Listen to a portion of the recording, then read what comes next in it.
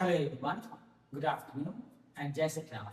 आज हम लोग डिस्कस करने वाले हैं केदारनाथ में हुए 2013 के बाढ़ त्रासदी के बारे में। आज हम ये बात क्यों दोबारा से डिस्कस कर रहे हैं, आपके सामने क्यों लेके आ रहे हैं, ये सारी चीजें हम लोग आगे जानने वाले हैं। ये इतना भारी तबाही था जिसके अंदर अनऑफिशियली ये रिकॉर्ड किया गया कि कम से कम 5,000 से ज्यादा लोग मारे गए। इवन कि अभी तक बहुत सारे ऐसे बॉडीज थे, ऐसे लोग थे जिनकी लाशों का पता भी नहीं चल सका। बहुत सारे ऐसे लोग थे जिनकी लाशों को निकाला गया एंड उनके परिजनों को सौंपा गया। अब ये पूरा का पूरा तबाही का मंजर था क्या, ये क्यों आया, इसके पीछे कौन रिस्पॉन्सिबल था, क्या ये एक सही में प्राकृतिक आपदा थी, क्या ये एक भगवान का श्राप था, या फिर ये एक मैन मेड डिजास्टर था, मतलब इंसानों के द्वारा किए गए कृत्य का एक दुष्परिणाम था। चलिए इसके ऊपर हम लोग डिस्कशन करते हैं, जानते हैं। ये पूरी कहानी स्टार्ट होती है 13 जून से। 13 जून से लेके 16 जून तक, 13 जून को हल्का हल्का बारिश होना स्टार्ट होता है उत्तराखंड केदारनाथ के अंदर। एंड 13 जून से जो बारिश स्टार्ट होती है वो बारिश 16-17 जून तक, 17 जून तक बंद ही नहीं, 17 जून की सुबह तक वो बंद ही नहीं होती है। 17 जून 2013 की मैं बात कर रहा हूँ। 13 जून से ये बारिश होना स्टार्ट होता है।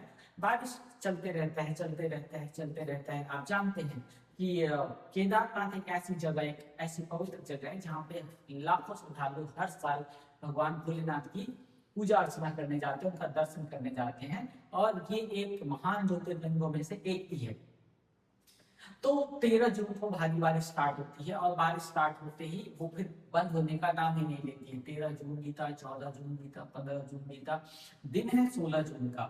16 जून को इतना बारिश हुआ कि चौराबाड़ी झील जो है, चौराबाड़ी झील को हम लोग गांधी सरोवर के नाम से भी जानते हैं। चौराबाड़ी झील के पास जो मंदाकिनी रिवर है, मंदाकिनी रिवर के अंदर बादल फटते हैं, और बादल फटने के बाद इतनी भारी बारिश होती है कि जो चौराबाड़ी झील है उसका जो बांध है वो अचानक से टूट जाता है। और बांध टूटने के बाद मंदिर के आसपास इतनी भारी तबाही और जल बढ़ने का इतना भारी तबाही लगता है जिससे भूस्खलन भी होता है, बाढ़ भी आते हैं, जिसके कारण हजारों लोग अपनी जान दे देते हैं, मर जाते हैं। अब यहाँ पे एक चीज निकल के आता है कि क्या ये सही में एक प्राकृतिक आपदा थी या फिर एक मैन-मेड डिजास्टर है, क्या इंसानों के द्वारा किया बनाया गया एक आपदा है। तो इसको और थोड़ा अच्छे से जानते हैं। ये इसके अंदर कंट्रोवर्सी ये कहती है, अगर आप भगवान में विश्वास करते हैं तो अप्रत्याशित लालसा और लालच के कारण ये दुष्परिणाम देखने को मिला था, जहां पे हजारों लोग मर गए थे इस त्रासदी के अंदर। लेकिन अगर आप एक तरफ देखें तो बारिश होना वहां लाजमी है, बारिश वहां होते रहता है। लेकिन 2013 के अंदर ऐसा क्या हुआ था जिसके कारण ये त्रासदी आई, तो वहां पे गवर्नमेंट के archaeological survey of India, archaeological department of India के अनुसार ये बताया गया था कि वहां पे जितने सारे खनन हो रही थी या फिर जो कंस्ट्रक्शन का काम चल रहा था सिंथेटिक जोन के अंदर, क्योंकि वहां पे ऐसे ऐसे ऐसे एरिया है जहाँ पे कंस्ट्रक्शन नहीं होना था बट फिर भी किया गया, जिसके कारण ये विनाश का संभावना बना। वहां पे लोग सिंथेटिक जोन के अंदर भी कंस्ट्रक्शन कर रहे थे ताकि वो ज्यादा से ज्यादा पैसे कमा सके, और ये पहले उनको वार्न किया गया था कि ऐसा मत करिए, बट फिर भी किया गया। एक तरफ विज्ञान ये कहती है, साइंस ये कहती है कि ये एक प्राकृतिक आपदा थी जिसके कारण ये महाविनाश हुआ, ये प्रलय हुआ, ये त्रासदी आई। पर दूसरी तरफ भगवान को मानने वाले लोग ये विश्वास करते हैं कि लोगों के लालच के कारण प्रकृति ने, नेचर ने अपना बदला लिया और उनके दुष्परिणामों के कारण ये त्रासदी आई और लोग मरे।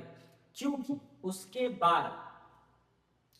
बाद केदारनाथ धाम को 2 साल के लिए रोक दिया गया था, यात्रा को 2 साल के लिए रोक दिया गया था, क्योंकि आप देख सकते हैं कि चारों तरफ तबाही तबाही आपको दिख रही होगी। इसके अंदर कुछ बचा हुआ नहीं था, चारों तरफ जितने सारे घर थे, बिल्डिंग्स थी, सारे के सारे ध्वस्त हो गए थे। हर तरफ आपको कीचड़, पत्थर, पानी देखने को मिल रहा था, जिसके कारण पूरी की पूरी यात्रा 2 सालों के लिए रोक दी गई थी।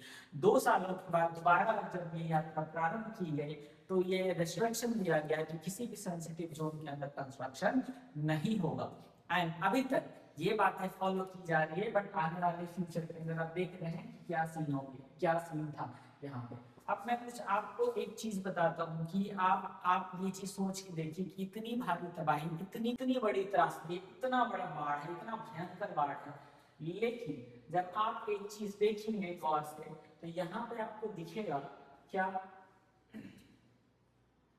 यहाँ पे आपको दिखेगा कि ये एक पत्थर है जो मंदिर के ठीक पीछे आके रुक गया है।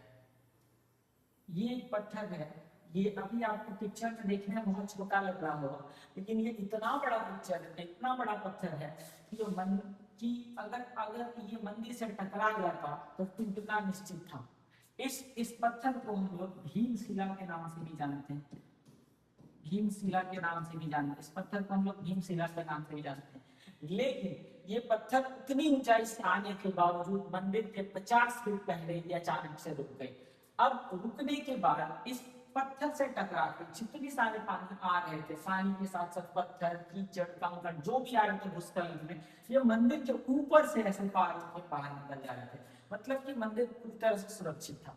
अब आप बताइए इसको क्या कहेंगे? इतनी बड़ी प्राकृतिक आपदा के अंदर एक चट्टान का आकर रुकना और मंदिर के लिए सील्ड का काम करना, क्या एक ये मिरेकल नहीं था? क्या ये एक चमत्कार नहीं था? ठीक है, सारा चीज ध्वंस हो चुका है, विध्वंस हो चुका है, बर्बाद हो चुका है, लोग मर चुके हैं, लेकिन मंदिर के ऊपर एक आंच भी नहीं आया है। मंदिर के अंदर जितने सारे लोगों ने शरण लिया था, वे सारे के सारे लोग सुरक्षित बच गए। क्या ये एक चमत्कार नहीं है? जहाँ पे 5000 से ज्यादा लोग मर गए हैं, वहां पर मंदिर के अंदर सारे लोग सुरक्षित बच गए। एक ऐसी चट्टान जिसको रोकना लगभग इम्पॉसिबल था, वो चट्टान ऑटोमेटिकली डूब जाता है। क्या ये चमत्कार नहीं है? तो जो लोग ये बोलते हैं कि भगवान नहीं होते हैं, ऑफ कोर्स ये सारी चीजें दिखाते हैं कि हाँ होते हैं, और भोलेनाथ में इतनी ताकत है कि वो कुछ भी हो सकता है, प्रलय भी एक टाइम के लिए रुक सकता है। तो यहाँ से मानने वाले लोग जो है, उनको उनमें बिलीव करने वाले, भरोसा करने वाले लोग जो है, ये बोलते हैं कि ये एक लालच के कारण आया हुआ विनाश था। जो सेंसिटिव जोन के अंदर कंस्ट्रक्शन कर रहे थे, उनको सबक सिखाने के लिए था, और सारा कुछ तहस नहस करके ले गया था।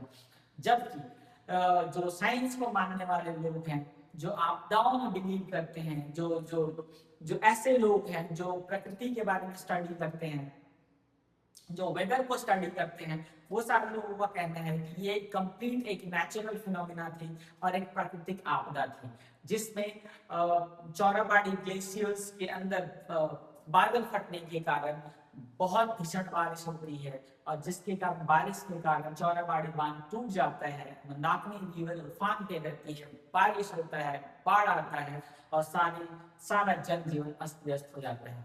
आप देख सकते हैं कि इसके जस्ट बाद क्या सीन रहा होगा। चारों तरफ पानी ही पानी है, दिख रहा है सारा चीज, चारों तरफ पानी ही पानी। कैसे हमारे इंडियन सोल्जर सबकी मदद कर रहे हैं, केवल लगा के उनको एक दूसरे की ओर लेके आ रहे हैं, एक तट से दूसरे तट पे लेके आ रहे हैं। ठीक है, तो ये सारे मंजर दिखाते हैं ये कैसा सीन था यहाँ पर। ये तो बाद का सीन है, सारा कुछ विध्वंस होने के बाद। लेकिन आप देख सकते हैं कि जब हमारा ऐसा कुछ हुआ नहीं था, तो ये केदारनाथ कितना सुंदर था। आप यहाँ से आप देख सकते हैं, ये आप देख सकते हैं कितना सुंदर था, सारा को सजा था। लेकिन आप एक चीज देखेंगे, ये जो था, आप देखिए यहाँ पे सारे चीजें देख रहे हैं आप, ये तो ये भूस्खलन वाले एरिया थे जहाँ पे लोगों ने बिना ध्यान दिए कंस्ट्रक्शन किया, जिसका दुष्परिणाम था कि इस तरह की त्रासदी को उन्होंने न्योता दिया और उन्हें ये सामना करना पड़ा। इसका मतलब ये है कि नेचर ने आपको सब कुछ दिया है, एंड आपको नेचर के खिलाफ नहीं जाना चाहिए, नेचर पे भरोसा रखना चाहिए। जितना वो आपको आज्ञा दे रहा है उतना ही पैर फैलाना चाहिए और उसके अनुसार आपको काम करना चाहिए। और हमारे बहुत स्कॉलर्स लोग भी कह गए हैं, बड़े लोग भी कह गए हैं कि when you start playing with the nature has a better idea to take revenge, and once nature comes to take revenge, nobody is there to save you. कोई भी ऐसा नहीं है जो आपको बचा सके। तो अभी भी वक्त है सुधर जाने का। भगवान में बिलीव रखते हैं, बिलीव रखिए, अच्छी बात है।